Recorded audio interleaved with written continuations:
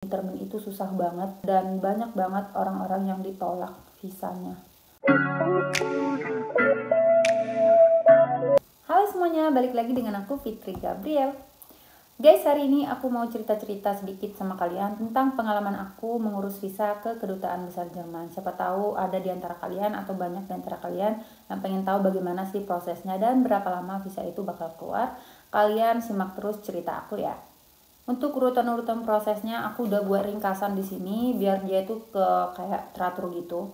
Jadi pertama-tama sebelum kalian bikin termin ke Kedutaan Besar Jerman, pastikan kalian sudah punya paspor dan kalian sudah punya sertifikat bahasa. Baik kalian mau au pair atau kalian mau Ausbildung, kedua ini wajib kalian miliki sebelum kalian bikin termin ke Kedutaan Besar Jerman. Karena nanti untuk kalian daftar termin, kalian butuh yang namanya nomor dari paspor kalian tersebut. Nah setelah itu, oh ya, kalau misalnya kalian bingung di mana kalian bisa mendapatkan link untuk mendaftar atau membuat termin, ini ada linknya. Setelah kalian bikin termin, kalian udah isi semua data diri kalian di dalam, nanti kalian bakal dikabarin seminggu atau 2 minggu kemudian kalian akan dikabarin kapan kalian bisa datang ke Kedutaan Besar untuk melakukan interview pembuatan visa. Tapi ini tergantung ya, ada yang cepat, ada yang lama.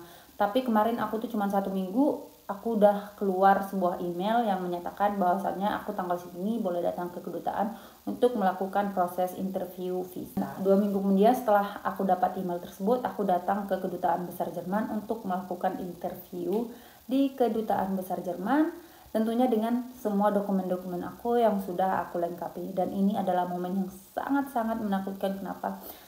Menurut aku Kedutaan Besar Jerman itu adalah kayak horror banget loh guys, sumpah. Untuk kita masuk ke dalam aja semuanya itu harus benar-benar dipersiapkan dengan matang, terutama kalau kalian mau masuk ke gerbang. Nah di gerbang ini nanti akan ada satpam-satpam yang jaga dan kalian tuh nggak boleh loh sembarangan masuk, dan kalian tidak bisa membawa handphone, tidak bisa membawa tas, kalian tidak bisa membawa teman kalian ke dalam.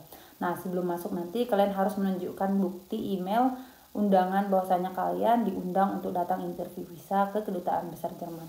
Setelah aku masuk gerbang dan kita sudah diperiksa semuanya, tas kita disimpan ke loker, kita masuk ke atas, itu lantai kedua untuk tempat mengurus visa. Kemarin itu ada sebanyak 5 orang kalau nggak salah, ada yang au pair 2 orang, ada yang Ausbildung, ada yang FS-shot, ada yang pendidikan juga. Setelah itu kita disuruh untuk mengurutkan semua data-data kita, semua berkas-berkas kita sesuai dengan apa yang ada di link diploma.d. Itu harus sesuai, yang pertama antrak, yang kedua belarungan, dan seterusnya sampai ke bawah itu harus sesuai urutannya. Setelah itu kita disuruh mengisi beberapa formulir dan tanda tangan, nanti kalian bakal diarahin juga. Setelah itu kita nunggu giliran untuk dipanggil interview. Setelah aku isi semua formulirnya, kemudian aku tunggu di ruang tunggu yang sudah disediakan bersama dengan yang lainnya. Dan kita harus menunggu giliran kita untuk dipanggil interview. Tibalah giliran aku guys untuk interview, dan itu rasanya kayak aku deg-degan banget. Gimana coba kalian? Kemampuan bahasa aku juga cuman A1. Aku takut banget kalau misalnya yang interview aku itu langsung orang Jermannya gitu. Dan puji Tuhan, yang interview aku itu orang Indonesia. Dia tuh pakai jilbab, kemarin aku masih ingat. Dan aku kemarin di interview setengah pakai bahasa Jerman, setengahnya pakai bahasa Indonesia. Dan puji Tuhan aku paham walaupun ngangengong gitu ya. Aku juga nggak tahu kenapa aku bisa lolos dengan kemampuan bahasa aku yang sangat-sangat minus. Dan untuk pertanyaan-pertanyaan aku dapat kemarin, aku ada kurang lebih 10 ya. Aku ada tulisannya di sini. Aku bacain aja ya. Siapa tahu kalian bisa nyontek, kalian bisa mempersiapkan diri gitu. Yang pertama, aku disuruh memperkenalkan diri, Vorstellung, itulah. Yang kedua, motivasi kamu apa? Kenapa kamu pengen datang ke Jerman? Kenapa kamu pengen menjadi seorang au pair? Terus yang ketiga, kenapa kamu memilih Jerman katanya? Kenapa nggak memilih negara lain? Banyak loh negara-negara lain yang juga melakukan program au pair. Kenapa harus Jerman? Yang keempat, mereka tuh menanyakan seputar guest family aku, seperti nama mereka siapa, pekerjaan mereka apa, berapa anak mereka, berapa nanti anak yang bakal kamu jaga. Terus mereka juga menanyakan alamat aku di Jerman itu di mana. Dan mereka juga nanyain berapa lama aku nanti bakalan tinggal di Deutschland. Terus yang terakhir ini yang penting banget, aku ditanyain sama mereka, nanti setelah au pair kamu mau apa? Kamu mau jadi apa? Ini adalah pertanyaan-pertanyaan yang sangat-sangat penting yang bakal menentukan visa kalian bakal ditolak atau diterima. Kalian jangan pernah menjawab, aku bakalan kerja, aku mau melanjutkan pendidikan, aku bakalan Ausbildung. Kalaupun misalnya nanti kalian ada niat untuk Ausbildung, kalian ada niat untuk melanjutkan pendidikan kalian di university, setelah au pair jangan pernah katakan hal tersebut. Ada baiknya kalian menjawab seperti yang aku jawab. Kemarin aku jawabnya, aku setelah au pair, aku bakalan pulang ke Indonesia, aku akan melanjutkan pendidikan aku. Nah, setelah aku ngomong kayak gitu, si interviewernya itu nanya ke aku, nanti kamu lanjutin pendidikan di mana? Aku bingung dong, tiba-tiba aku jawabnya, oh iya nanti aku lanjutin sekolah di universitas swasta yang ada di Indonesia jurusan bahasa Jerman. Aku bilang karena cita-cita aku pengen jadi guru gitu. alibi guys, ya nggak apa-apa, yang penting jangan pernah kalian bilang kalian mau kerja, kalian mau melanjutkan pendidikan. No, bilang mau balik lagi ke Indonesia, entah kalian mau jadi guru atau kalian mau buka sebuah institusi atau apalah itu. Pokoknya balik ke Indonesia, itu penting. Aku kasih tahu ya sama kalian, di tahap interview ini kalian harus hati-hati menjawab. Salah dikit aja kalian bakal fail out, kalian bakal ditolak mentah-mentah. Kayak kemarin itu ada teman aku interview juga, di situ kami sama di tanggal yang sama. Nah, si interview nanya dong ke dia, nanti kalau kamu udah habis au pair, kamu nanti mau jadi apa? Dia jawabnya apa? Ini kayak di luar logika gitu loh. Dia jawabnya, nanti kalau setelah au pair aku balik ke Indonesia dan aku pengen jadi tour guide bahasa Inggris. Nah, itu kayak nggak masuk akal gitu loh. Dia pergi au pair ke Jerman untuk belajar bahasa Jerman. Setelah di au pair dia balik ke Indonesia pengen jadi tour guide bahasa Jerman. Nah, itu gimana gitu? Dan dia gagal. Terus ada lagi yang kedua itu kemarin salah informasi, salah data-data dari keluarga angkatnya itu.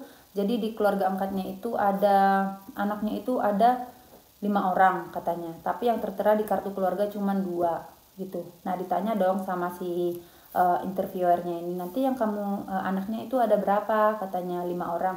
Loh, kok 5 orang? Di sini ada 2 orang. Iya, mereka punya 5 orang anak, tapi belum semuanya dimasukin ke kartu keluarga gitu. Aduh, Tuhan Yesus, kenapa sih kamu harus menjawab 5 orang? Ya udah sih, kamu jawab aja sesuai yang ada di ini di kartu keluarga yang sudah dikasih sama gas family kamu. Pokoknya kalian harus serba hati-hati, dan itu juga gagal. Terus yang ketiga, ini bukan kesalahan dari teman aku ini, dia ini kesalahan dari perusahaan tersebut. Jadi untuk Ausbildung itu gajinya itu per 2023 itu sekitar 900 euro, dan yang tertera di surat kontrak dia itu adalah sekitar 700 euro. Ditanyalah dia gitu, kamu mau memperbaiki kontrak kamu dalam beberapa hari, kamu balik lagi ke sini untuk interview, atau kamu mencari perusahaan yang baru, kamu mencari perusahaan Ausbildung yang baru gitu. Nah, bingung dong dia, dan dia juga gagal. Dia juga bilang ke aku dari Surabaya, aku udah pulang balik, aku harus bayar lagi ongkos, aku bayar penginapan, dan aku harus gagal, aku harus balik lagi ke Surabaya dengan tangan kosong. Jadi saran aku sama kalian harus hati-hati dalam menjawab pertanyaan-pertanyaan diberikan. Bukan cuma itu, kalian pastikan juga data-data diri kalian tidak ada yang salah. Jangan sampai misalnya ada huruf besar 1 ini nggak sama, tanggal lahir kalian beda sama KTP kalian, atau data-data pribadi, data diri dari keluarga angkat kalian ada yang salah. Pokoknya pastikan semuanya sama di semua dokumen, jangan ada yang berbeda. Kalau enggak, itu bakal jadi masalah di kalian yang menyebabkan visa kalian ditolak. Jangan sampai karena masalah sepele gitu yang sebenarnya bisa kalian perbaiki awal dan membuat kalian harus menunggu lagi untuk interview. Karena membuat termin visa itu nggak gampang loh. Itu banyak orang yang pengen bikin termin. Dan sekarang ini katanya ya, bikin termin itu susah banget, dan banyak banget orang-orang yang ditolak visanya.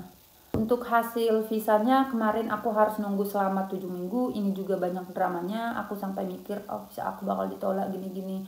Aku sampai nangis banget karena uang aku juga udah habis. Aku udah resign dari kerjaan aku. Itu banyak dramanya juga loh guys. Sedangkan teman aku yang kami sama tanggalnya interview, dia 1 minggu visanya udah keluar. Dan itu bikin aku overthinking banget. Apakah bisa aku tolak, apakah gini-gini, sampai aku menghubungi mereka, aku sampai meng-email mereka, sampai menelpon mereka, semua hal aku coba, dan ternyata puji Tuhan ya tetap keluar sih visa aku, walaupun aku harus nunggu selama 7 minggu. Tapi kebanyakan itu tergantung dari Bundesland di Jerman yang kalian tuju. Ada yang cepat, ada yang lama merespon kayak aku. Mereka lama banget merespon. Itulah sebabnya kenapa visa aku lama banget keluar. Tapi apapun itu guys, tugas kita adalah hanya berusaha dan cuman bisa berdoa. Karena aku percaya apapun pencapaian kita, semua itu adalah berkat dari Tuhan. Semua adalah pertolongan dari Tuhan, bukan karena kekuatan kita. Semangat buat kalian yang saat ini sedang berjuang. Sampai ketemu di Jerman. Dan terima kasih juga buat kalian semua yang sudah menonton. Kalau kalian suka, kalian boleh tekan tombol like-nya dan kalian bisa share ke teman-teman yang lain yang membutuhkan. Terima kasih banyak dan sampai jumpa.